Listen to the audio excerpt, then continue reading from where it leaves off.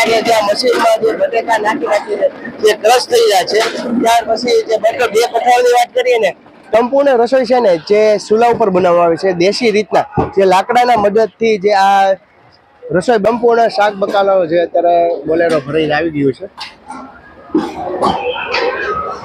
Hello જય માતાજી મિત્રો, ખુશાલી સુપરલોક્સમાં તમામ મિત્રોનું હાર્દિક સ્વાગત છે। ફરીથી આપણે આવી ગયા છીએ વિશ્વ વંદનીય પૂજ્ય શ્રી મોરારી બાપુની જે રામકથા ચાલી રહી છે તેની અંદર અહીંયા હજારોની સંખ્યામાં ભાવિ ભક્તોની જે રામપ્રસાદ કઈ રીતના બને છે તેની સંપૂર્ણ સ્ટેપ બાય સ્ટેપ અપડેટ આપવાનું છું। ચેનલમાં નવા હોય તો ચેનલને સબસ્ક્રાઇબ તેમજ વિડીયોને લાઈક કરવા વગર જતા નહીં। ખાસ કરી તો મિત્રો જોડે આ વિડીયો વધુમાં વધુ લોકો સુધી શેર કરો। તમે મિત્રો ખૂબ સારો પ્રેમ અને સપોર્ટ આપો છો તો પ્લીઝ વિડીયોને લાઈક નથી કર્યો તો પ્લીઝ વિડીયોને લાઈક કરો। ચાલો આપણે વિડીયોની શરૂઆત કરીએ। તો શરૂઆતમાં આપણે જોઈ રહ્યા છો ખૂબ જ વિશાળ જે ભાવિ ભક્તોને જે મંડપમાં પ્રસાદી બની રહી છે તેની સંપૂર્ણ તૈયારીઓ થઈ રહી છે। અને અહીંયા શરૂઆતની વાત કરીએ તો અહીંયા જે લાઈવ ગરમા ગરમ જે ભાવિ ભક્તો દ્વારા ભાત તૈયાર થવામાં આવી રહ્યા છે અને અહીંથી જે ઘણા બધા ભાવિ ભક્તો તમે જોઈ રહ્યા છો ને તે પ્રસાદી જે છે ને એ બાઉલ ભરવામાં આવે છે, પછી ત્યાર પછી અહીંયા ભોજન પ્રસાદ માટે લઈ જવામાં આવી રહ્યા છે તે ટ્રેક્ટર તેમજ અલગ અલગ સાધનો દ્વારા ત્યાં જગ્યા ઉપર પહોંચાડવામાં આવે છે। તો ચાલો આપણે આગળ જઈને જોઈએ।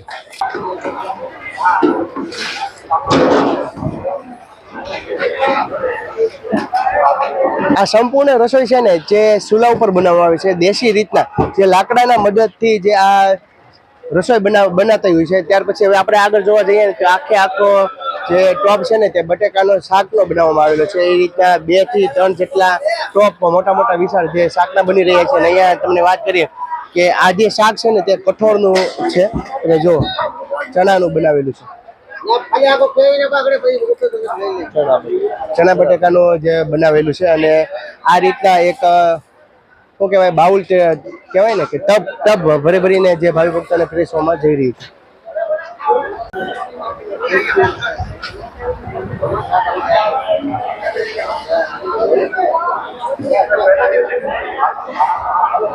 આગળની તરફ જોવા જઈએ તો અહીંયા એક વિશાળ ટોપમાં જે હજારો માણસો એક સાથે દાળની પ્રસાદી વિતરણ કરી શકે એ રીતના વિશાળ ટોપ દાળનો ભરેલો છે તે બનાવવામાં આવી રહ્યો છે। એમાં પણ સેમ ટુ સેમ કાર્યવાહી છે, તમે જો નજીક જઈને કઈ રીતના છે।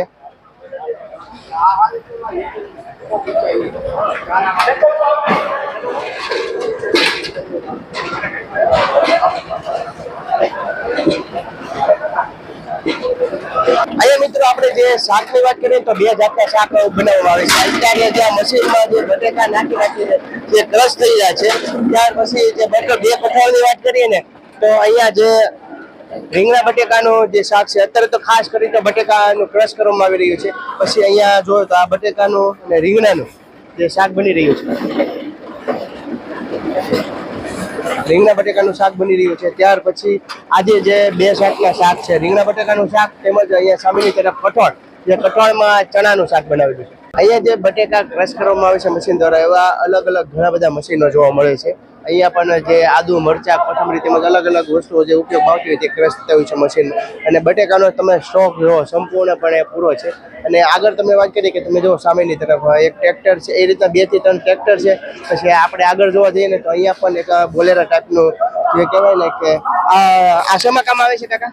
શાકદાળ માટે। અહીંયા જે ભાવિ ભક્તોને જે જનરલ પ્રસાદ ભવનમાં અલગ અલગ વસ્તુઓ જે લઈ જવા હોય આવે છે એમાં લેવા મેકવામાં આવે છે, બરાબર। જે આ મામાનો ટેમ્પો છે ને તે 9 દિવસ માટે ફક્ત ને ફક્ત સેવા માટે અહીંયા જે ઉપયોગમાં આવે છે। પછી શું નામ ભગત તમારું? વાલજીભાઈ છે। શું કહેશો તમારા ગામમાં જે કાકીડી મોરારી બાપુની રામકથા બેસી છે તેને વિશે? મોરારી બાપુની રામકથા બેઠી એમાં અત્યારે અમે તો આમ ગણીએ તો અત્યારે અમારે અંદર પરમાત્માની અંદર એવી અનુભૂતિ થાય છે કે એની વાત જવા જો સાક્ષાત ભગવાન શ્રી રામ પધાર્યા હોય એવું લાગે છે। આ રીતના વાહનનો જે ઉપયોગ થતો હોય છે ત્યાર પછી આપણે આગળ જોવા જઈએ કે શાક બકાલું જે સુધારવામાં આવે છે તે અહીંયા બહેનો જે બટેકાનો ક્રશ કરી રહ્યા છે।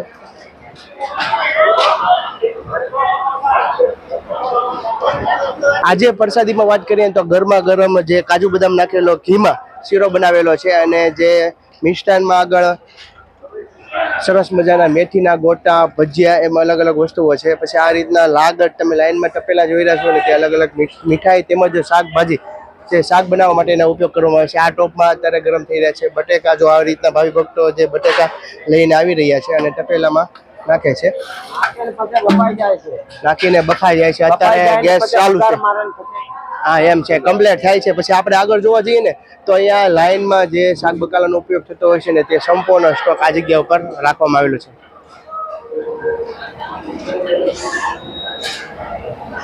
શરૂઆત માટે અન્નપૂર્ણા માતાજી તેમજ પૂજ્ય મોરારી બાપુ તેમજ અલગ અલગ જે અહીંયા દર્શન થતા હોય છે અને જે સંપૂર્ણ જે આજની પ્રસાદીમાં દેવાનું છે ને તે આજે આજ કાઉન્ટરમાં ધરવામાં આવી રહ્યું છે. પછી આપણે વાત કરીએ કે દાળ ભાત શાક બકાલામાં જે શાક બનાવવા માટે ઉપયોગમાં આવતા ગરમ મસાલા તે આખા ટેબલ ઉપર રાખવામાં આવેલા છે.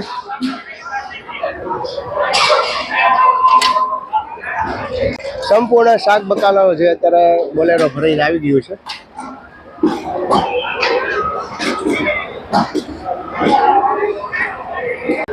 બધાને અલગ અલગ જગ્યા ઉપર મેકીને તો વધારે સારું છે. અત્યારે આપણી સાથે જોડાયેલા છે ભગત. શું નામ ભગત તમારું? અમારું નામ ગટુરભાઈ મેરામભાઈ ચુડાસમા. અને ક્યાંથી છો?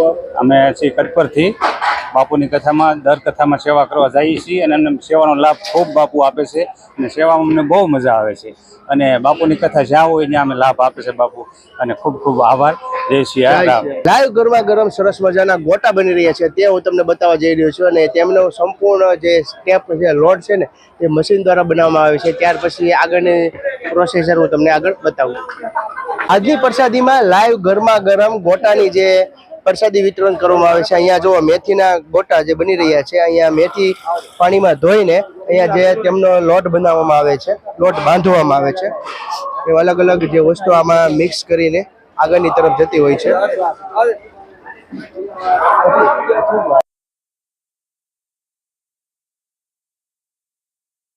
લોટ બંધાઈને કમ્પ્લીટ થઈ જાય ત્યાર પછી આ રીતના મિક્સ કરીને જે અહીંયા તેમના તાવામાં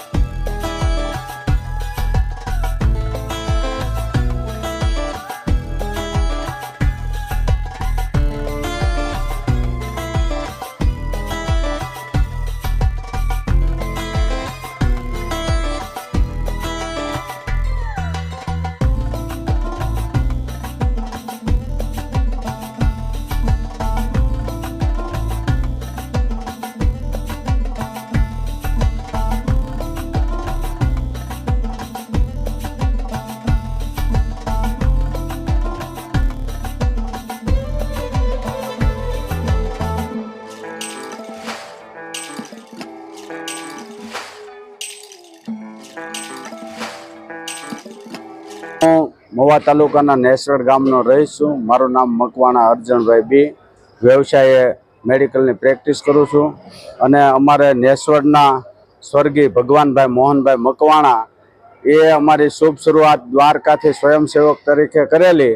ત્યારથી લઈ ને આજે 2024 સુધી અમને જે આ કથાનો લાભ અપાવનાર તે ભગવાનભાઈ મોહનભાઈ અત્યારે હયાત નથી પણ એમના ભાઈ નાના શામજીભાઈ, એ શામજીભાઈ દ્વારા અને મુખ્ય અમારે ચીમનદાદા વાઘેલા એમના માધ્યમથી અમને અનેક કથાઓનો લાભ મળ્યો છે અને અમે સ્વયંસેવક તરીકે અમને કોઠાર સોંપવામાં આવે છે તો અમે પ્રમાણિકતાથી એની સેવા અને ફરજ બજાવતા રહીએ છીએ. ચંદ્ર ભગવાન કી જય.